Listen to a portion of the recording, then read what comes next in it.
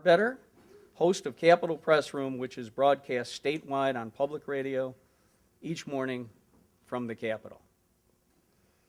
Ken Lovett, bureau chief of the New York Daily News, and Jim Vielkind of Capitol, New York.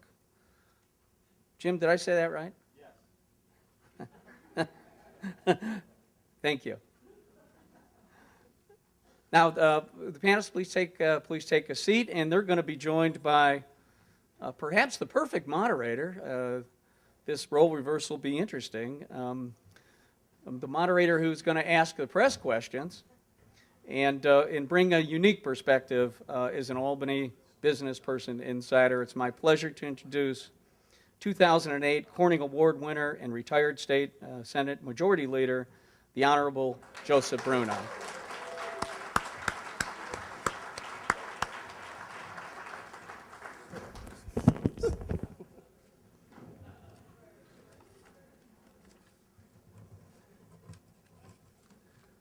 Senator, the floor is yours, and remember, we have golf after this.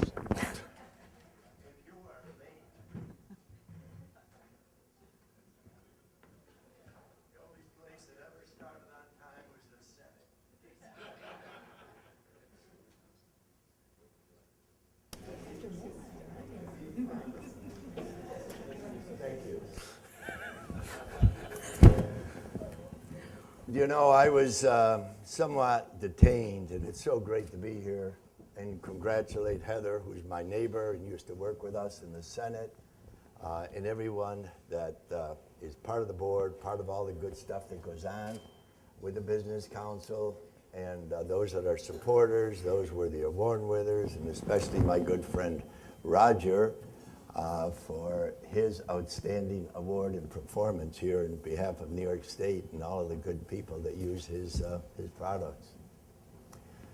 I was somewhat detained in being here because I ran into a man who wanted to talk to me about a horse.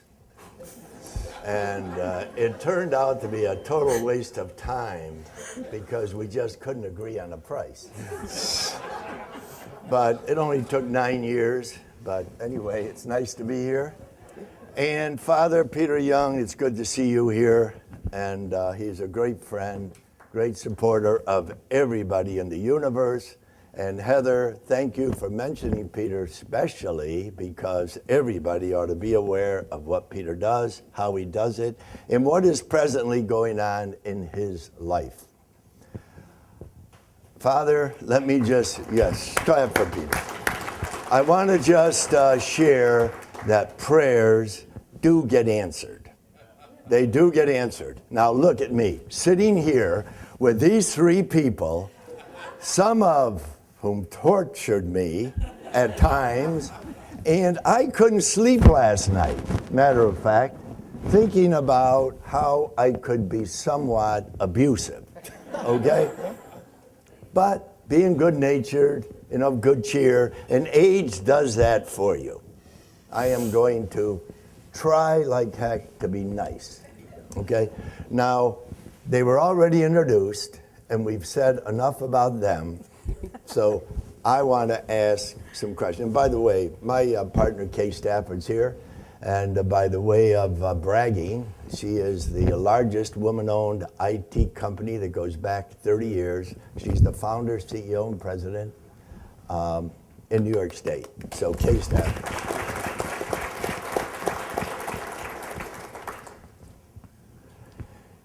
My role really is to ask you questions, and you're supposed to answer them, okay? Good luck with that. Yeah, thank you. I'm always amazed at how, you know, we'd introduce 15 or 20,000 bills a year in the Senate, and they would come prepared to talk about the 16,000 bill that was introduced instead of whatever you were calling a press conference for. And then think, you know, that you had to have the answers to everything. They are the most knowledgeable people in the universe, right here. So they have the answers to everything. So let me ask, starting on my right, where I used to be on the right, with Jimmy. The thing that's been in the news most recently have been the primaries, and here in New York State, there were some surprises in the primaries, and especially in the gubernatorial election. What do you make of that? Was that just a phenomenon? Was it a for or an against? What do you think, Jimmy? Well, thank you, Senator. Thank you for the kind words. I will take them as a compliment, regardless of how they were intended. You're very kind. Thank you. I thought that the primary results were quite interesting last week, and I'll talk a little bit about the gubernatorial primary, where, as we all know, Governor Cuomo bested Zephyr Teachout easily, but that her margin of support was a bit higher than perhaps the governor would have liked, perhaps some people would have predicted. So if people haven't been following the numbers, the governor got about 60% of the vote. Randy Credico, who is a kind of a joke candidate, received Fred Dicker's vote and 3.2% of the rest of the electorate. And then we had Ms. Teachout gain slightly over a third of the electorate, about 34%. If you look at the way the turnout broke down, there are a few things that were striking to me. Ms. Teachout did best in areas of New York City where we have the sort of highly primed, mostly white, educated liberal voters. This is where her message resonated best. Places like the Upper West Side of Manhattan, Cobble Hill in Brooklyn, down through Manhattan in the West Village, on the East Side, et cetera. Governor Cuomo, really the core of his support came from two areas. It came from some of the outer boroughs of New York. Queens and the Bronx, I believe, are where he gained the most votes overall, and his percentages were highest, as well as Western New York, where, of course, his running mate, Kathy Hochul, really was the hometown favorite and really made a hometown argument for her candidacy.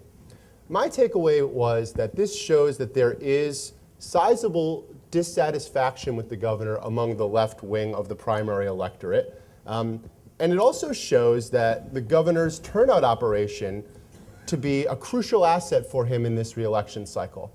The capital region, where all of us call home, I think significantly all broke for Ms. Teachout by roughly 60-40 margins in all of the counties. And if you look at other upstate areas, it's the same pattern repeated. In areas where there was no major organization working on behalf of the governor, Ms. Teachout won. I think that that's significant because it means that voters, the primary voters, and we should say it was only about 10% of the eligible voters, went to the polls. The people who know these issues best, the people who educated themselves, the people who learned about Ms. Teachout, whose campaign was primarily confined to social media and earned media from people such as ourselves, they got themselves to the polls. And they indicated, I think, a level of passion for her, and they indicated a lack of enthusiasm for the governor. What that means in the general election, we'll have to see. Jimmy, thank you very much. Ken, anything to add, or you disagree?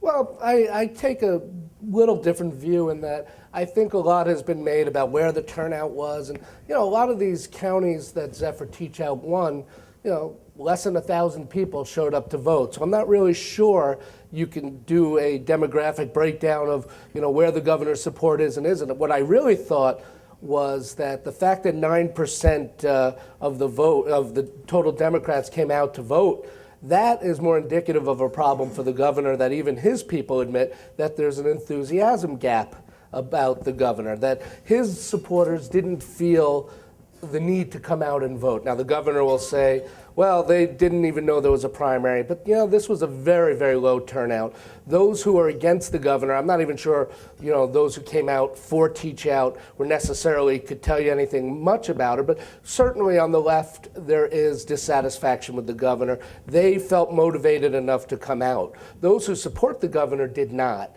And heading into the election, I think he is going to have to deal with that. It's going to be something where he's going to have to campaign. He virtually didn't campaign at all till the last weekend. And even now you'll see he goes around and he does these government events, and then he'll take a few campaign questions. But he's not reaching out. He's not rallying so far the voters. And that's what I think his people would like to see him do, which is reach out to people, go out there, come out with an agenda for a second term, which is something he has yet to do. When he ran the first time, he had 7 books, policy books, and he said, this is what we're going to do.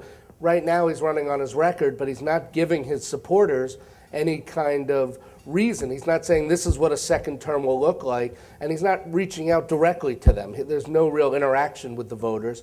And I think if he doesn't do that, not that he's going to lose, but the margin of victory that he so desperately wants, such a big margin of victory, won't be there. Figure it out. If he gets 62% of the vote on normal, if he could get 62%, if there's enough dissatisfaction on the left that a guy like Howie Hawkins, who's running on the Green Party, say he gets 8%, well, that would bring the governor down to 54%. I mean, if he doesn't give the Democratic base a reason to come out and support him, his margin of victory will sink to the low to mid 50s, and that's not something he wants. Susan, what do you think? Well, I agree with Kenny and with Jimmy, and I want to add something else, and that is that there is a level of disdain that I think the governor had for both his primary opponents and the voters. I feel that it's almost as if he didn't feel he had to campaign during the primary, and that sort of disdain oozed out of the sides, sort of, and became evident to regular people, or is becoming evident to regular people. Somebody, I think it was in the New Yorker or the New York Magazine, called him the Howard Hughes of politics. He just sort of disappeared there for a while and felt that he didn't have to deign to come down the mountain and actually address his voters or explain what he stands for. That's got to change. I feel that was a strategic error on the part of his campaign, because no matter how far ahead you are in the polls or how much money you have in the bank, you at least have to pretend that you're asking for someone's vote.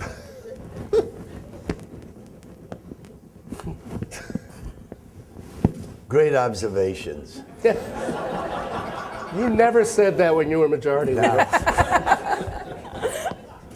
You didn't make any great observations.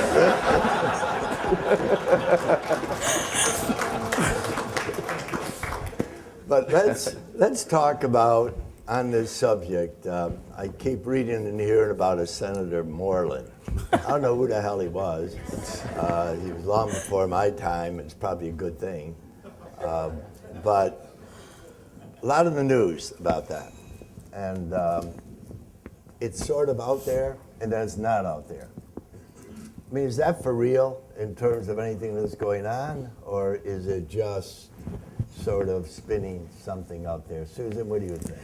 Well, Kenny has done the majority of the reporting on this, to be honest. Even before the New York Times, I think it should be said that a lot of the stuff that was in the Times expose first originated with Ken Lovett of the New York Daily News. Just to, give him that. It's true. He's sorry to hear that. But no, it's for real. The governor decided that he and the AG are going to deputize certain people to go after the legislature, in a roundabout way. The legislature didn't like that. In order to cut a deal for the state budget, the governor dismantled the Moreland Commission. And Preet Bharara, who is the U.S. attorney, didn't think that was right, that he should sort of trade away these investigations when Albany is still mired in so much corruption. And that's where we are now. Preet is looking at it.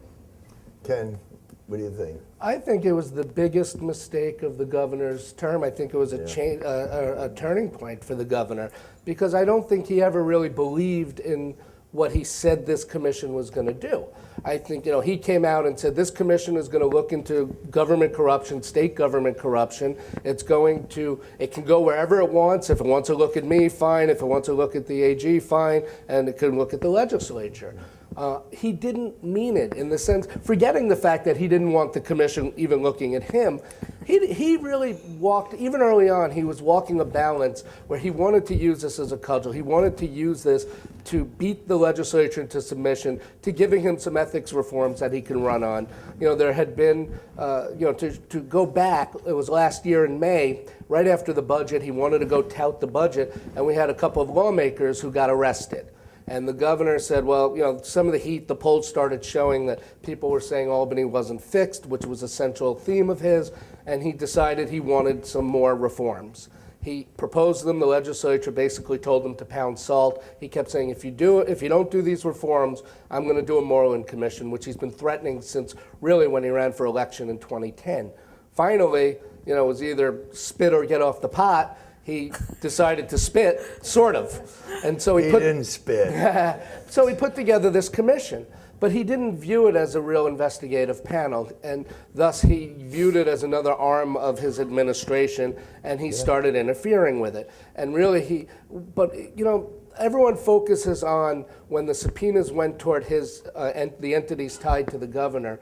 It was something that his people then said, no, you can't send those subpoenas. In one case, a subpoena went out to a firm, an ad firm that both the Democratic Party and the governor used. They ordered that it be rescinded, which it was for the time being.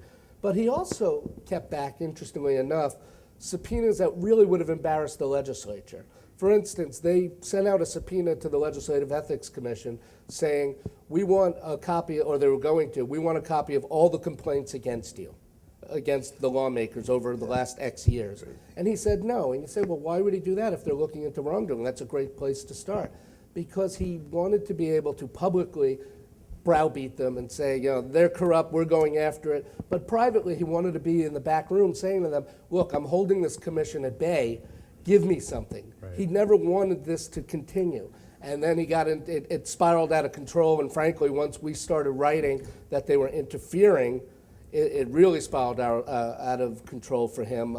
And he took a lot of heat for that. Finally, it was just going bad, and he got what he could get on the ethics reforms in March, and then abruptly got rid of it. Was it criminal? Probably not. If I sat here and you asked me to bet whether there's going to be an indictment on the governor or his staff, I'd say probably not. I wouldn't bet my house on it. But certainly it was an ugly incident. I think it changed how he's looked at in a lot of ways. It certainly enabled some of his opponents to get bolder and go after him in a way we haven't seen. So I think it was a turning point for his administration, whether there's an indictment or not. Is it over, Jimmy? No, no, it's not. And I just want to say two preliminary things, which is, again, to echo and say that Ken really did a great job in really shedding a lot of light on this. And, I think that he's probably gotten much less credit for that than he deserves. So I want to echo that point. And second, to agree with what both Ken and Susan have said, and to say that the governor treated this like he treats any other commission, like he treats his tax commissions, in which he essentially expects to be able to kind of bake the result before it comes out of the oven. And there are a lot of things for which you appoint a commission, a senator, an assembly, no matter what, a corporation, and you kind of have an expectation of result. Here, it seems to be a bridge too far. Now, Senator, as to your question as to what is next, of course, I think most of you know that the U.S. Attorney from the Southern District of Manhattan, Preet Bharara, has assumed the mantle of the Moreland Commission and is really probing it in two ways. One, he's looking at the files that the commissioners themselves amassed.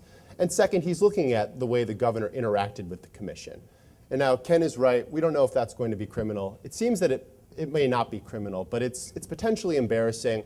And exactly what Mr. Bharara concludes, how and when he concludes it, I think could have an electoral impact and could have an impact on the discussion of state politics going forward. I think the other question, though, is a significant one, and it's a significant one for probably the people in this room, in that we have, for one of the first times, someone who's really outside of Albany and outside of sort of the state political culture, really looking at aspects of the state political culture that some voters might find unseemly. There are lots of gray lines. Some people would say that they're absolutely terrible. Other people would say that they're perfectly acceptable and they are perfectly legal. And this blurred line between what is unlawful, what is lawful, is something that's come up. And a federal prosecutor, you could maybe attest to this, has a very different view of what is permissible and what is not permissible under law. And I think that what might come out of this commission is Mr. Bharara starting to push his view of what is permissible, what is not permissible, with things such as campaign donations, with things such as the use of campaign funds, and sort of pushing that into a culture that has a different view of that. I think there's going to be tension there, and I think it's going to be interesting to watch unfold. But there's also a question of whether or not this is a federal issue.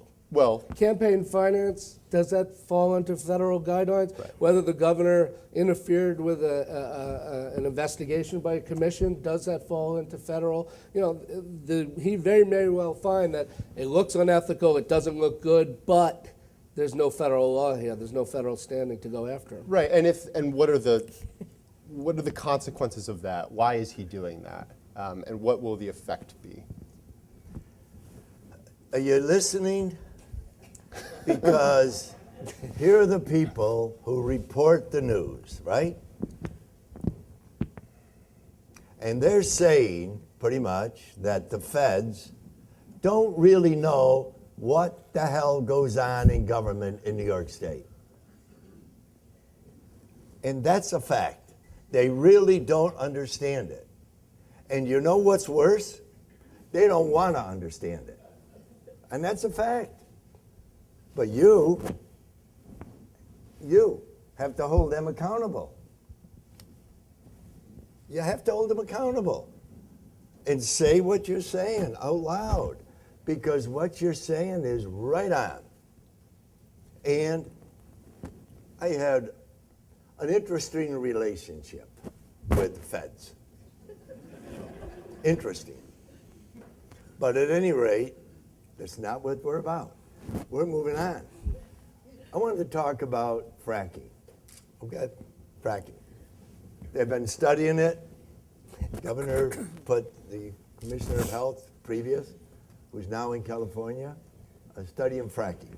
Pennsylvania, the states around us have legalized, and it's a great boon to the economy. Business Council stands for creating jobs and economic.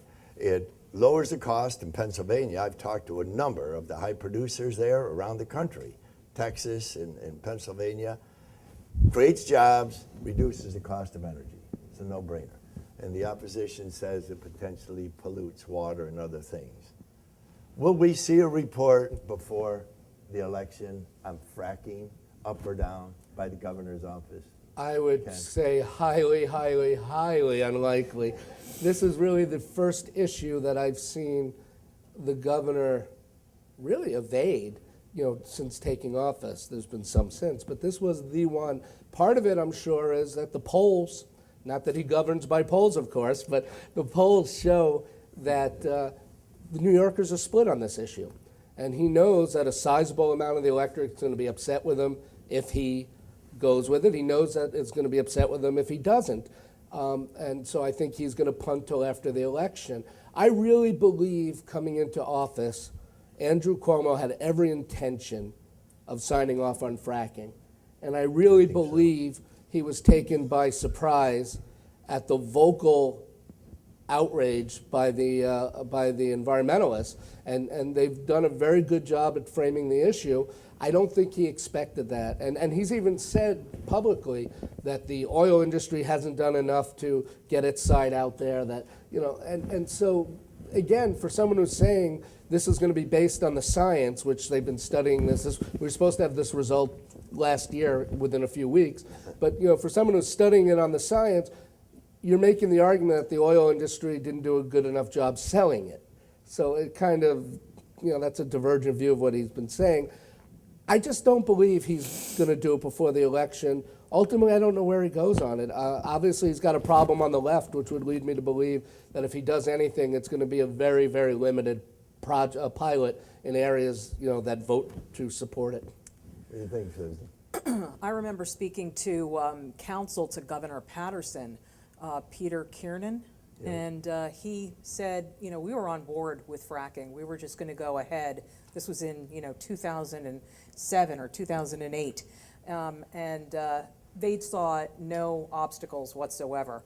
And little by little, people, the environmental community, municipal leaders, people started coming out and realizing that there is not just benefits to fracking, but costs to fracking too.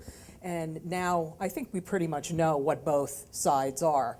But I think Ken is right that the governor wasn't prepared for the fully formed anxiety that he was presented with from the environmental community and just the left in general.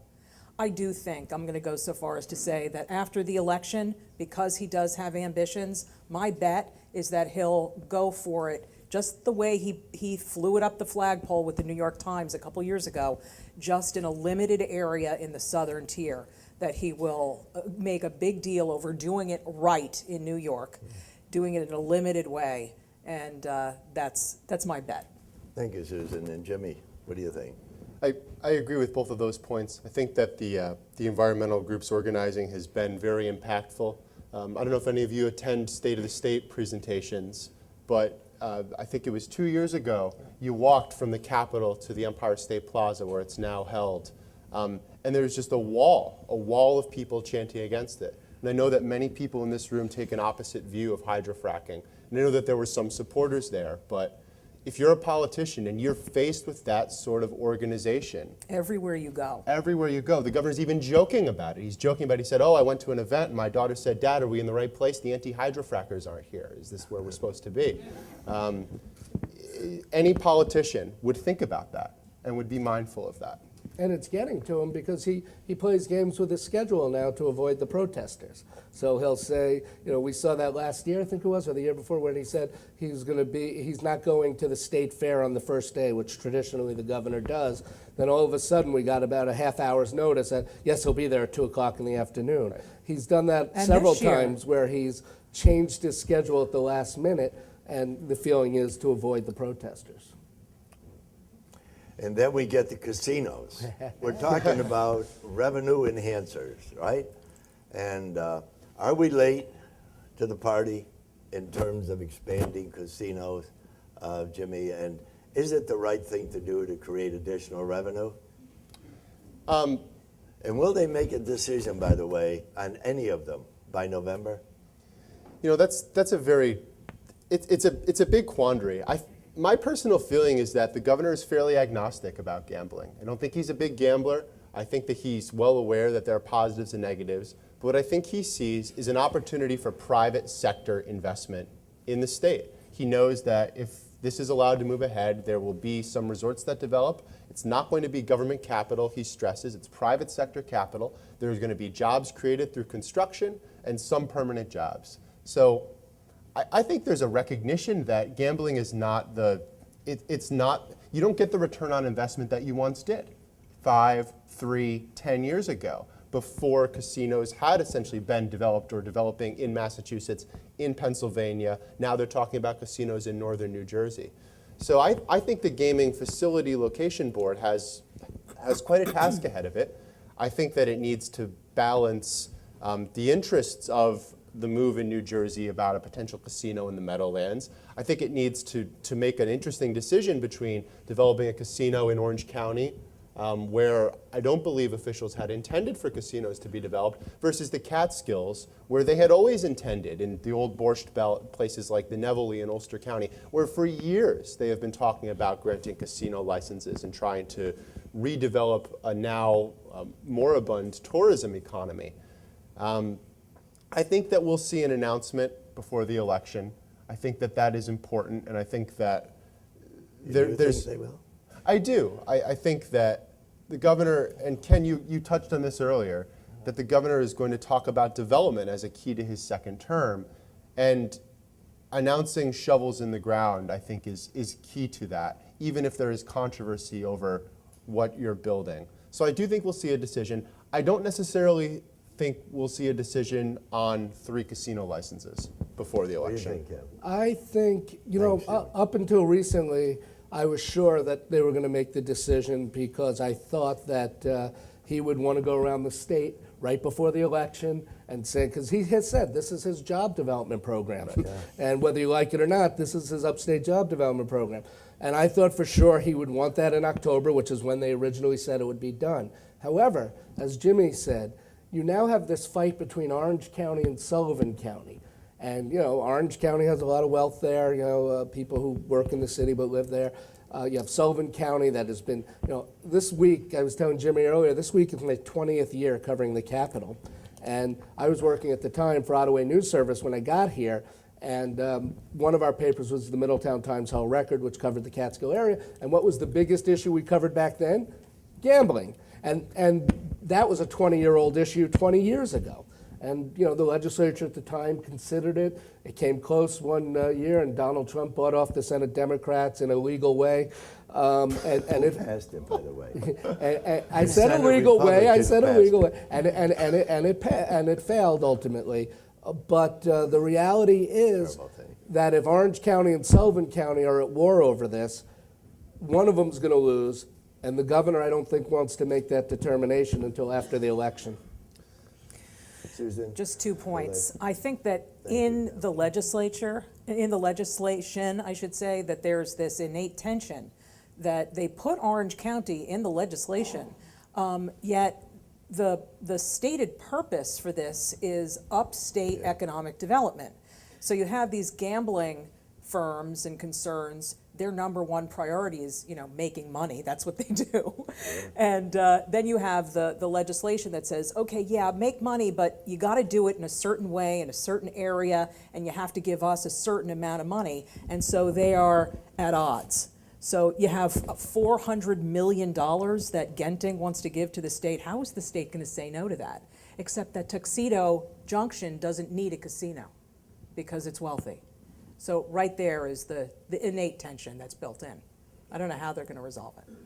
The state needs the money, and you're right. When it comes up front, it's very, very difficult. It's economic development. There's something that probably the public isn't that aware of.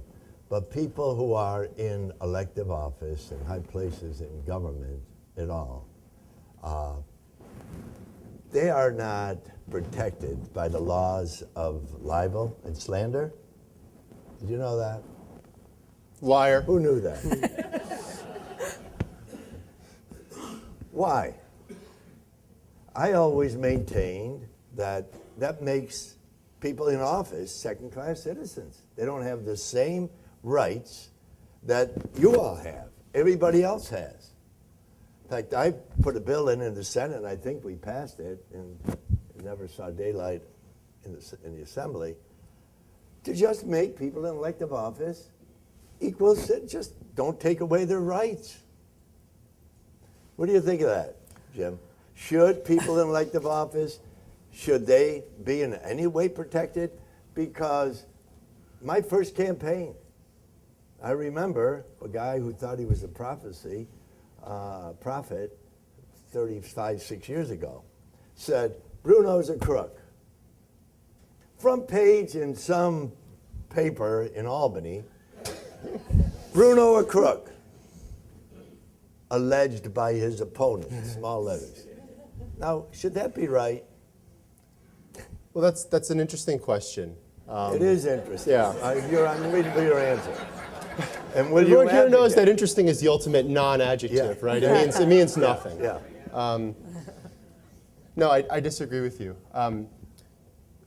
If any elected official is essentially going, in this country, going before the citizenry and asking to serve, asking for the privilege of serving. There is nothing that compels you to run for office. There's nothing that compels you to serve in office. Here in this audience, we have former members of the legislature who maybe made this decision about the balancing, because there is inherent in our democracy, I believe, a necessary intrusion into the life of an individual who thrusts himself or herself into the public eye. I think that also fundamental to our democracy is the idea that you have a fourth estate, that you have a press corps that does hold officials accountable. And I think that if an official who perhaps has more monetary resources, perhaps has more governmental power than a news organization, then it would perhaps have a chilling effect on incisive coverage, on commentary, and on criticism. And I'd also say to the opponent who called you a crook, or to me who just called you a liar, that was in tongue-in-cheek, ladies and gentlemen, tongue-in-cheek. But Oh, that's a good thing. tongue-in-cheek. But I'm no longer in public office. And there's lots of lawyers here. Lots of lawyers here. But one of the great things about the First Amendment is that you as a public official often have a bigger megaphone than the average citizen, and therefore you have a bigger megaphone with which to respond with which to say that Mr. Vielkind is just a misinformed malcontent. Thank you with that. Susan, you disagree with him, don't you? I'm afraid I don't disagree with him. I'm sorry. Kenny, I do you disagree with him? I can't state it any more eloquently than Jimmy just did, but I would add, I would think the Business Council would agree with us, because can you imagine the amount of money that TV stations and newspapers would lose from attack ads if they were subject to libel? I rest my case. Thank you. Thank you. But what's unfortunate, a lot of good people don't run for office because they're fair game once they're up there and their families are fair game. That's true. And I I do really agree with think that. that's Yeah. a downer. We had an That incident is a recently where the Assembly Republicans were convinced that an assemblyman who in Long Island was not living in his district, and they hired a private investigator who tacked a GPS thing onto the assemblyman's car to track him for 2 months. Yeah, think of that. And so, and I do agree that that kind of stuff does get regular people who otherwise might get involved to think twice, 3 times, 4 times about running. I certainly wouldn't run, the intrusion into my personal life, certainly the intrusion into my past, But, especially at SUNY Buffalo. But seriously, I do think there is a lot more. I don't disagree with the thought that it is, that public officials do go through more now. It does ultimately, hurt the process in getting people to run. But I do agree with Jimmy how he phrased it, that if that was subject to libel, you would be chilling public debate. You would see far less, or maybe you'd be enhancing it. I'm sure that's what you're arguing. But think about that. I heard somebody this morning allege they saw Jimmy staggering down the hall towards his room with a strange woman on his arm last night. Right. Now, I'm not sure that was true. I don't believe it for a second. But there's no comment on that, okay? Welcome to 12 years at the Capitol. I'm going to deny that. Someone is videotaping this, Do you still think and talk about term limits? Who wants to go? Ken? Term limits. I think For that's, legislators, executive, well, good or bad? we saw how up or good down? term limits worked in New York City. They overturned them. So, certainly- would you say up or down for term limits? I still like to believe the public has the ultimate say on term limits. I mean, I think, it's not for me to decide, that's up for the legislature, but you would hope that the public would be more involved and more in tune to what's going on and have the ultimate say. There is something to be said about experience, but I understand the argument behind it that, the other side, that certainly people, the longer they're in there, they're more entrenched in the system, there's more likelihood they're going to try and take advantage of the system. But is that the cure-all? How about, people just doing the right thing? That would be the cure-all. I applaud that. Susan, what do you think with term Well, limits? I think that we should have a constitutional convention, because there are a lot of different things that need to be addressed, including term limits, initiative and referendum, how we deal with money in politics. All of this stuff we need to open up the Pandora's box, which is the Constitution, which, the New York State Constitution is nowhere near as fine and doesn't work as well as the U.S. Constitution. So it's not like I'm saying, we need to, rip it apart. It's really not that great of a document, frankly.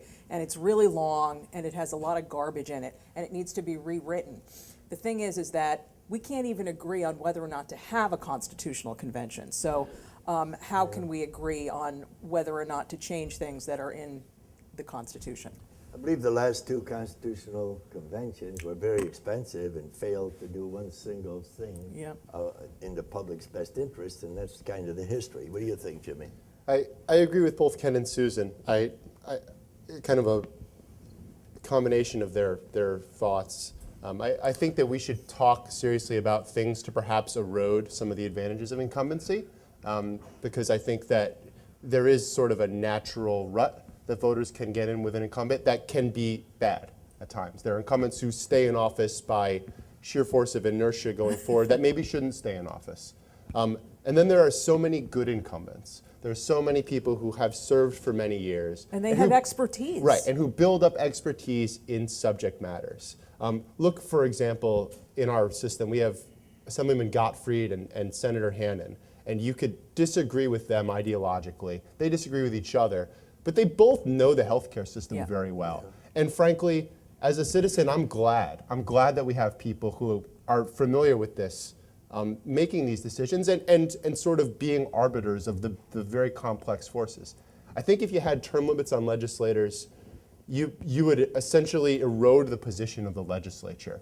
And I think you would empower sort of the permanent government. That if you had some fresh-faced kid come in and say, "I'm the new health committee chair," what would they have that could stand against perhaps a hospital interest group or an insurer's interest group? They just would have a lack of experience, and so I don't support term limits, but I do think, and Susan, you touched on this, things about money and politics. There are lots of people who make case that redistricting in this state is just a horrid mess. I think that there are things that should be done to perhaps make our elections a bit more competitive and hopefully raise voter engagement. That would be my solution. That goes along with, I guess, the statement I think Winston Churchill made that democracy is the worst form of government, except for all the rest. And that kind of goes in that direction. It also goes to the statement that the public gets the government it deserves. Right. And if they keep electing these people, okay. We just saw this year that 3 people under indictment, now they haven't been convicted. 2 of them got reelected. One of them was accused of, embezzlement and all sorts of things down in Brooklyn. So the question becomes, okay, so they elected him. The voters made that decision. So do we have a right to say, no, that person's term limited out? I do think, though, that one good idea that I think the Senate has implemented is term limit for legislative leaders and even committee chairs. I think in that regard, that in a way would help, shuffle people through the system, because, if you have 8 years or whatever your years, whatever the number you want to put on it as a legislative leader, then perhaps, that person moves on, someone moves up, new ideas, you don't become that entrenched in the job. And that's where I think a lot of the problems lie. By the way, Sheldon Silver, on that, like I said, I've been here 20 years. I'm on my 5th governor, I think my 7th majority leader, 3 or 4 attorney generals, 3 or 4 comptrollers, 1 assembly speaker. Who is the best majority leader? That's easy. Pedro Espada. Always good for a quote, always a good story. I never covered Senator Bruno. It was him walking down the hall.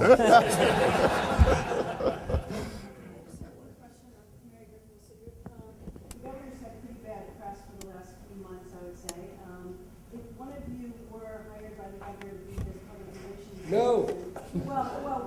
What would you recommend for him to do to counter some of the bad tests he's had and get on a better track? Stop hiding from the press. Just, get out there and actually be, he's a good speaker.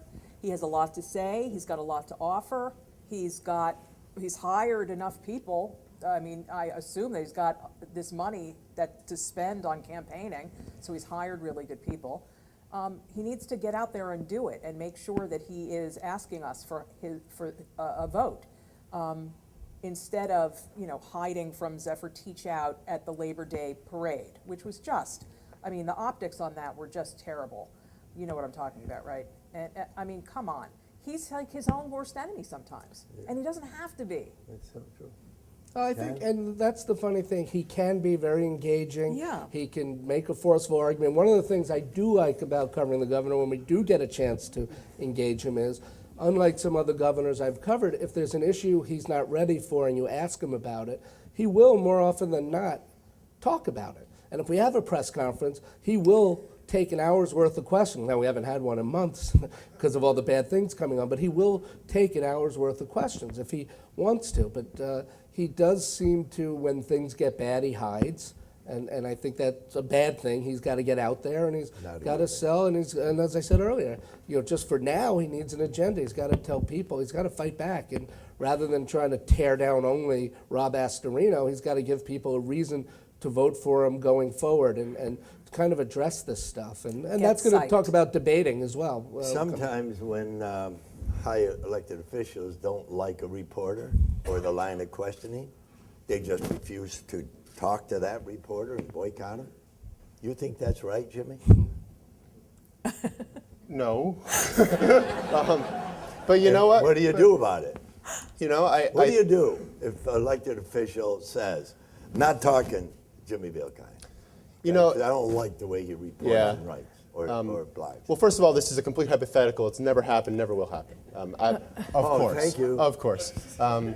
No, yes, this happens, I believe, to all of us. And, that's fine. If someone doesn't want to talk to me, that's fine. Is it fine? Is it really? My job is to try to present the truth as I can discern it, as clearly and accurately as possible. And that's a duty that I hold to my readers. I believe that any official does a disservice, as Ken and Susan have just mentioned, when they refuse to engage with the press. Because if you're not engaging, you're not going to have your perspective told. So if you stop talking to me, that's fine. I'm still going to talk to everybody else. And that is, you're Apparently. putting yourself out. Ken, you have a comment. Thank you, Jimmy. No, I mean, I'll tell you from experience, and quite openly and candidly, I was frozen out the first year of the Cuomo administration for 7 months because I kind of don't believe in honeymoon periods. I think if you do something good, you get good press. If you do something bad, you get bad press. But, I don't believe that you don't write the bad just because someone's new and you're trying to curry favor. So I got frozen out the first 6-7 months of the Cuomo administration. Different press team now, I'll add. But what I did was what I just said. I didn't let it bleed into the stories. I still went after stories. I still, when they did something that merited good coverage, they got good coverage. I did my due diligence every day. If I was working on a story about them, I called the press office. I called I emailed the press office, one call, one email, and if they responded, great. I didn't get a phone call back for 7 months, but occasionally I'd get an email if they had to answer, and it would be a snarky response. I'd print, and then. But you just do what you still go after stories. I'm sure they were hoping that I'd be intimidated and back down, and that that would then cause me not to write those kind of stories. But the reality is, it's kind of freeing because all right, you're not talking to me. I could just do what I'm going to do anyway. Susan, do you want to add, and then we're going to take one question? Just that, I think we all have a mission that we have to accomplish, and if the elected official doesn't talk to us, we still have to accomplish the mission. I have an hour to fill every day, whether or not you're going to help me out. Thank you. We're going to run out of time. Sean Casey, who is with Eric Moore, who's been responsible, I think, for doing a lot of the good stuff going around here, and is putting this panel together and getting me here with Heather, my neighbor. I want to thank you for that. But he's holding up 2 fingers. Peter, you've been holding up 5. Which finger? You have. Keeps going like this to you. Quickly. You were in the Senate even before you were leader. There was and there was a governor of an opposite party, Mario Cuomo. You, from time to time, when you felt warranted, took public challenged him, took some public exception to it, whatever it was he was doing. And I wonder how you view today's climate.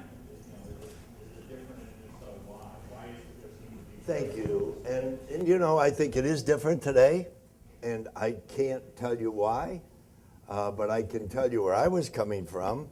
I was in business. I didn't need a job to go to the Senate. I wanted to do some public good. That was my motivation. And so I wanted to tell it like it was. And I remember Mario Cuomo, especially at budget briefings, I would challenge him on some of what, and he didn't like that. And I think I am the first and only senator, at least during that time, where he actually wrote a letter into my district, damning me for damning him.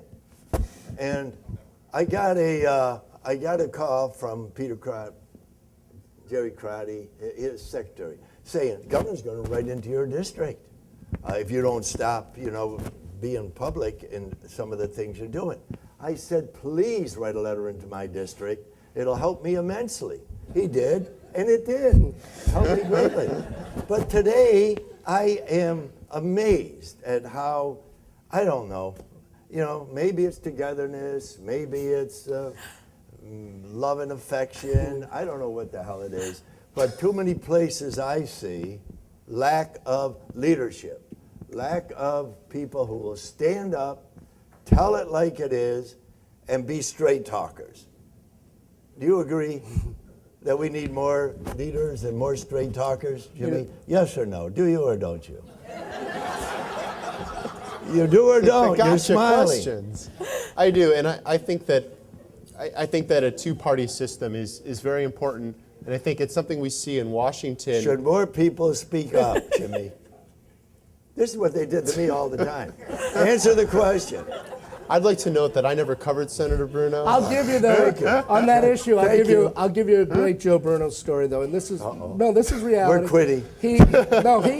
We talked about him going after Andrew Cuomo, but don't forget he had battles with fellow Republican George Pataki as well, and Elliot Spitzer. But one of my favorite, I'm saying Pataki because we were both Republicans, and one of my favorite lines you ever came out with, and this is why it was fun to cover, Joe, was the governor was upset with him and decided to cut like 11 or 13 lines in the budget of people that the senator had hired.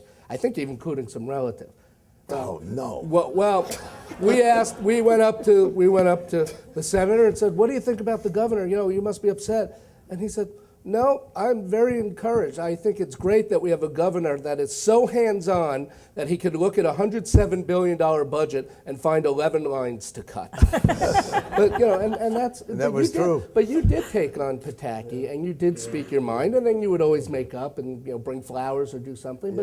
But it was different. And I always said one of the things that was interesting about covering Joe Bruno was of the three men in the room, he was the only non-lawyer. And it came across that way in covering him. It came across, he said stuff. He was forthright most of the time, but you weren't. It was something you weren't guarded. You would talk out on different issues. It was hard to get the governor to talk about it. Shelley Silver, he'll talk when he wants to talk. Otherwise, that's also difficult. But you would just talk the way people spoke, and I think it made it fun to cover. Whether I'm not saying I agreed politically or not politically, but it was fun to cover. We knew that whenever you and Shelley went to go get ice cream, that it would be the budget was coming. It was like gestating, and it was about to happen. And we did, but it was always the question of who would pay. And that held up the budget for a whole day, for God's sake. But, we kid and laugh and can be very serious. But the press really should be, has to be, and I really think is kind of the protector that we have out there, the shield that we all have out there. And whether I ever agreed or disagreed, I always had the greatest respect for the people in the press. And I say that very sincerely because I don't have to suck up or kiss up to them now, okay? Because they can't hurt me or help me at all, I'm sorry to say. But I thank you for what you did and how you did it. And I lament the case that you weren't there when we were there, but we're making up for it somewhat now. And I really didn't hear that he was wandering down the hall. It was somebody else. But I want to thank you. And I want to thank you all for being such a great audience. And I'm getting the signal. We're on time, and we're going to go great. Thank you. Thank you very much. Thank you. You guys are great. Thank you. That was great. Wonderful.